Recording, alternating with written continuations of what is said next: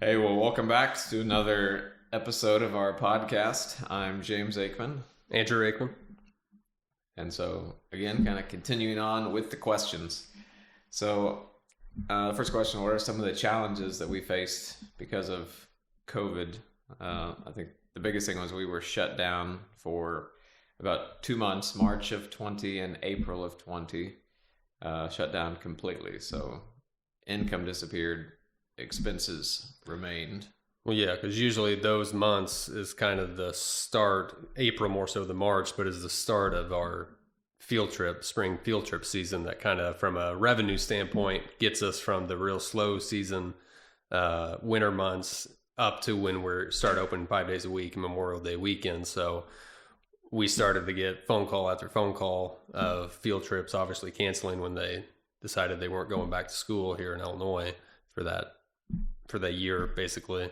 So we were a little nervous, to say the least, because unlike other businesses that, if they have to shut down and send their employees home, then that's one thing. But with us, animals still need to eat every day. So our expenses did not go down at all. Like, we could not necessarily manage or cut back on anything. So it was definitely a little bit of a nerve-wracking kind of situation. And we are essentially a seasonal business. So our busy time is May through September-ish, kind of slows down in October, and we have to build up our surplus in that time to carry us through the slower season, through the winter time.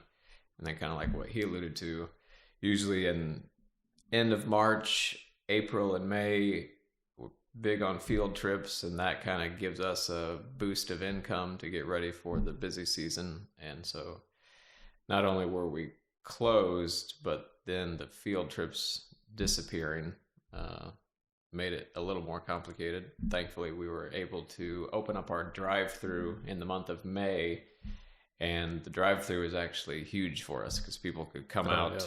They could stay quarantined in their own car and we were going to implement online booking anyways for that season. So when everything started to go down and whatnot, it just further allowed us to kind of have the drive-thru be self quarantine type of situation. If someone wanted to book online, all they would have to do is necessarily just show kind of proof or their last name to the person at the ticket booth, and then they check them in, and they wouldn't even have to have any sort of direct contact. So 100% the drive-thru aspect of our park was a blessing to have, because the walkthrough side, we didn't open that up till into June or July, maybe. And so we're Illinois' first and only drive-through park, and so we had people coming from 4 hours away sometimes just to do the drive-through. Lines were so long, people had to wait sometimes. Well, and we did contact in the beginning kind of the health department to kind of get their input on, before we actually opened it, just to run the idea of kind of doing the whole self-quarantine type of kind of marketing that way, more or less, but being able to actually implement that. So they were ones that kind of initially, when we approached them, it was right when they started to put kind of shut stuff down.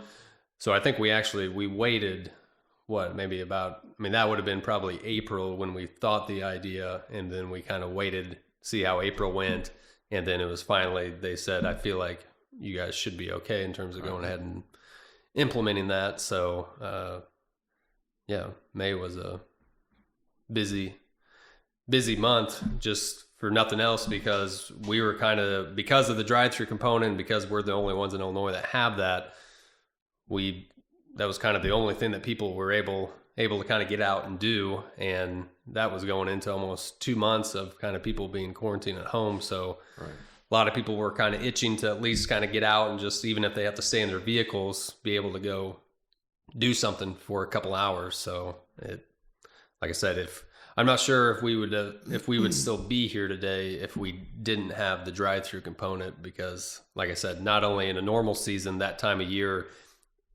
from a financial standpoint, it's a little on the lower side, but then income completely stopping from coming in and then all of our expenses still going out every month, Right. it would have definitely been a dire situation, to say the least, if we didn't have the drive-through component to kind of fall back on. And So I think middle of June, we started doing a slow opening of the walkthrough side of the park, kind of limiting it to behind the scenes people. And then by the end of June, we opened it up thinking maybe 25% of the people coming through the drive-through would come in, and it ended up being more than that. But again, the nice thing about the walkthrough about our park is it's mainly outside, so people were able to be outside. Our paths are 10 feet, so people could 10 feet wide, so people could social distance. But a challenge for us has still been, even today, there are people that want to come out to the park but are still concerned about COVID, and so that has limited some of our customers that normally would be coming out. Yeah. Because the other thing that we changed too was the behind the scenes. It used to be, before COVID, basically we had X amount of slots for behind the scenes, and if there was a party of 2 and then a party of 5 that filled up the whole thing, then we would take multiple parties out at the same tour. But once COVID hit, we kind of rearranged that to where it was just strictly kind of the same family units for each tour. Again, just to kind of not only have people be a little more comfortable, just because of that tour, especially in the vehicle standpoint of it, the side by side that goes out in the drive-through, it is a little harder to kind of self distance type of thing. So that was another thing that kind of changed in that regard. And that was changed because of COVID, but then the response we were getting from people is that was a way better experience for them, and so we ended up just sticking with that, keeping that, and moving forward with that, permanently. So if money wasn't an issue, what would we do at the park?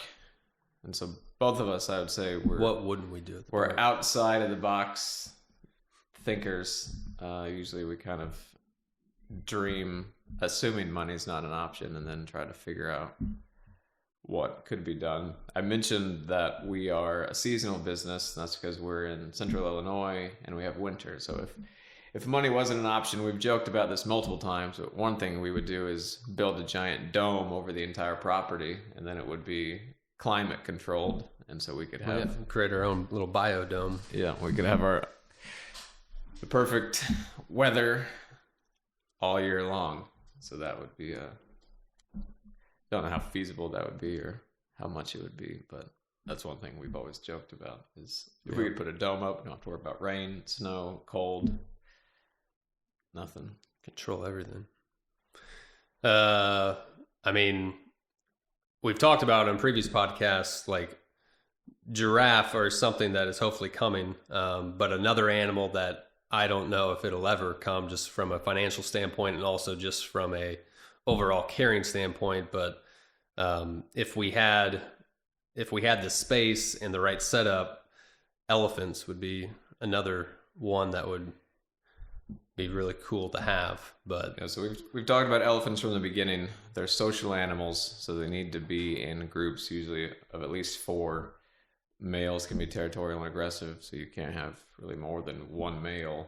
And we felt for 4, kind of our minimum was always 10 acres, a 10-acre area they would be in, and then plus their shift areas or things like that. And then that was what we talked about originally, and then I think since then we talked about even bigger than that. But I believe even 10 acres, a 1 pen, 10 acres would be bigger than most zoos out there. Some zoos might have close to 10 acres when you add up their main areas and their shift areas and their housing areas, but I don't think any zoo out there, most zoos don't have a 1 paddock that is 10 acres or more. Well, and really along those lines, expanding upon that. So if money truly was not an issue, more than likely what would happen is we would buy additional farm ground that is across the road.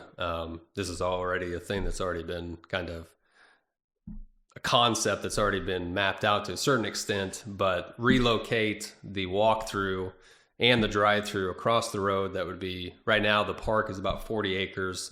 The piece of property that would potentially be available if finances ever fell into place would be around 160 acres. So more or less expanding the park quite a bit, and then allowing us the opportunity to whether this park, now that we have the property, would turn into kind of all museum space or what it would be. But that would definitely, I mean, if we had enough financing in place, that is something that has been talked about, to where, you know, we are to a certain extent. The 40 acres, kind of for mine and his lifetime, is more than enough to kind of completely plan out and get to the point where there's no more projects or anything like that. But kind of thinking even generational past us, expanding across the road is always something that we have talked about. So again, it kind of comes back to, like with most things, finances and what makes the most sense from a financial standpoint. So that would probably be something else that would seriously be considered if we had a unanimous donor donate quite a bit of money. But the other thing, again, that we've talked about previous podcasts, is obviously the museum is in its infancy. So expanding that out to as far as we could possibly go to make that be kind of not only regional renowned but world renowned is definitely something that we hope to accomplish in the future. But that would be something that would be able to potentially be expedited. So I think right now it's about 2,300 square feet, and kind of what our long-term plan would be to take it out to over 45,000 square feet.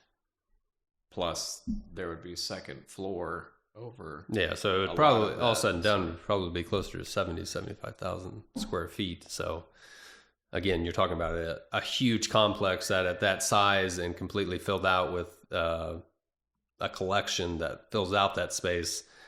There wouldn't be anything else like it in the world.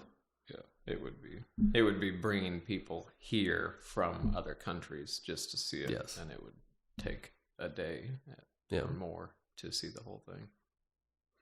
Kind of in terms of back on like to the animal side, for the most part, kind of all the other animals that we would like to have here, it's going to happen eventually in terms of, you know, big cats, that sort of thing. So that's not so much, it is to a certain extent dependent on money, but it's also kind of dependent on timing and just being in the right position to kind of move forward with some of that stuff. So I feel like from an animal standpoint, anything other than kind of elephants, I guess okapi, we probably won't ever have okapi here, but endangered animals kind of like that would be one thing. But for the most part, most of the other animals that we've kind of talked about, or there is some sort of kind of plan and rough time frame in place that they would eventually be here, regardless of, you know, if we kind of had the ability to not have to worry about financing. So,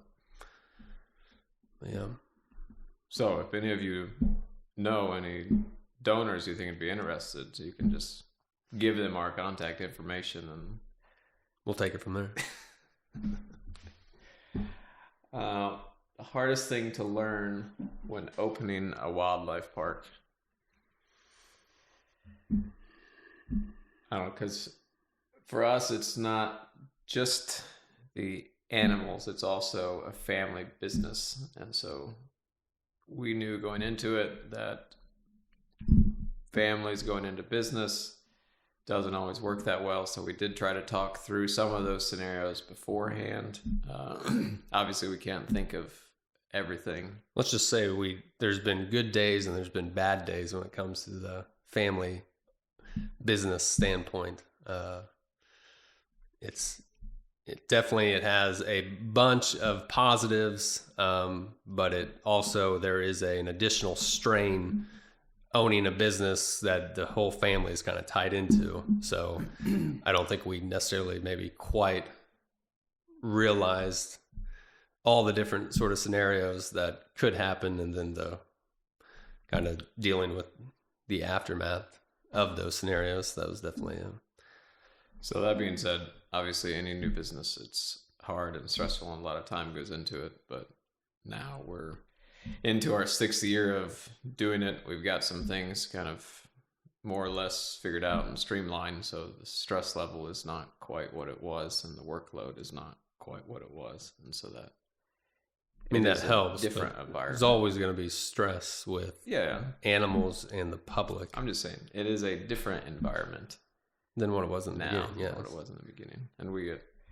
and that's evident in a lot of our team members. A lot of them, some of them have other part-time jobs, and they're always making comments. This is their best job. They love working here. We have employee cookouts, and people come and hang out, and their families or friends or coworkers can't understand why they'd want to come to where you work and not get paid. But right. We always have a good time when we hang out together. So well, and I think one of the other big components, and we're still dealing with it today, and we'll deal with it next year and 10 years down the road probably, but most businesses, and especially when you are an attraction that has to deal with the public, and then also when you throw animals into it, is just how vital and important communication is. So kind of in the beginning, communication, everyone, to a certain extent, we were building a park, so we knew what needed to be done in order to bring people to the park. But then once we actually got to that point, so there wasn't very much communication during that time, because everyone kind of had clear roles of this thing has to get done, that thing has to get done. So there was everyone was on the same page building the park and getting it to the point where the public could come in. But once that happened, and once park was open, we never really kind of switched the communication standpoint to really make sure that everyone 100% of the time is always on the same page. And that's how it is with every business, but it's even more important when you are a smaller type of business from an employee standpoint. Usually if we joke that everyone around here does, jack of all trades. So we wear a lot of different hats, especially when we're open to the public 5 days a week. So it's one of those things that it's gotten better over the years, but it was definitely something that was harder in the beginning, in those early years, when stresses were a little higher than maybe what they are now, and people not being on the same page. And 9 out of 10 times, something that you didn't think would affect someone, so that's why you didn't tell them, because we are a smaller knit group, it affects them in a way that you necessarily didn't think of. So again, communication was very vital and not stressed upon its importance as much as it should have been in the beginning. So that's something we're still kind of working through and figuring out. We've learned a lot since we started, and that combined with we made it through COVID, and I told the team that if we can survive COVID, we can survive pretty much anything. So yeah, I think we're just better positioning us to move forward. And I feel like from your standpoint, I've said this since the early years, when I knew that we were doing this, I knew exactly how difficult it was going to be in the beginning from a time standpoint. I feel like to a certain extent, you didn't quite realize that first year what 80-hour weeks looked like and what needed to be involved to get all that certain first phase stuff accomplished in the time that we wanted to.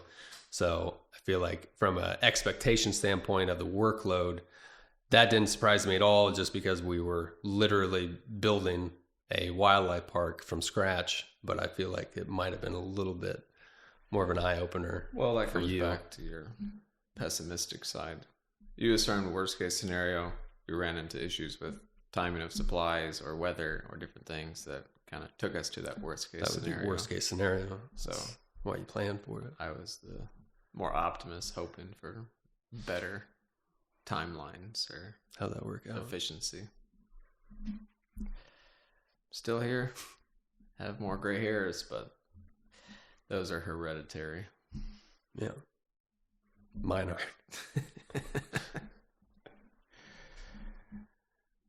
So this week we're talking about Tobias. So Tobias is my favorite animal at the park. We actually got him before we had this property. He lived at Daniel's house, the guy that's been with us from the beginning. He's become like our adopted brother. He lived out there for a few months before we bought this property. Kelsey, my wife, named him Tobias, which means the goodness of God. And so he came from a guy in Iowa. That guy raised horses. And he was one that he thought it'd be cool to have a zebra. He had Tobias, I think, raised him from a baby up to about not quite a year old, and then just decided he wanted to stick with his horses. And so he was friends with another guy from this area, and that guy took Tobias to see if anybody around here is interested. And so he reached out to me.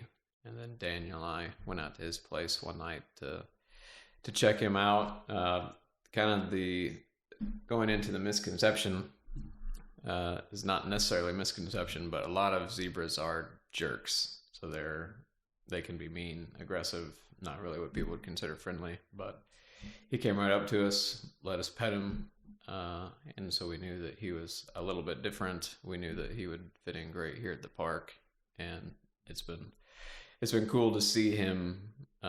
We had our Bamba, our other zebra. When she came in, she was very standoffish, wouldn't let you pet her, wouldn't let you touch her, wouldn't eat out your hand. And then Tobias never left her side, but then she would see Tobias coming up and eating and feeding. And so she has learned from him to be a little more laid back. And so now she comes up and people can feed her and pet her as well. Yeah. Well, in terms of another kind of misconception that a lot of the public thinks, and maybe it's not so much the case for Tobias because his personality is a little unique, but a lot of people think that, oh, that's just a kind of smaller type of horse that has stripes on it. But from a personality standpoint, usually zebras are a little more dangerous than kind of just your typical horse. So I would say, especially like with Bamba, out in the open, a little more skittish. Like I said, she doesn't come up if Tobias is there and you have food, she'll come up. But there's sometimes that Tobias will come up to you even if you don't have food, just to kind of say hello. Bamba doesn't necessarily do that.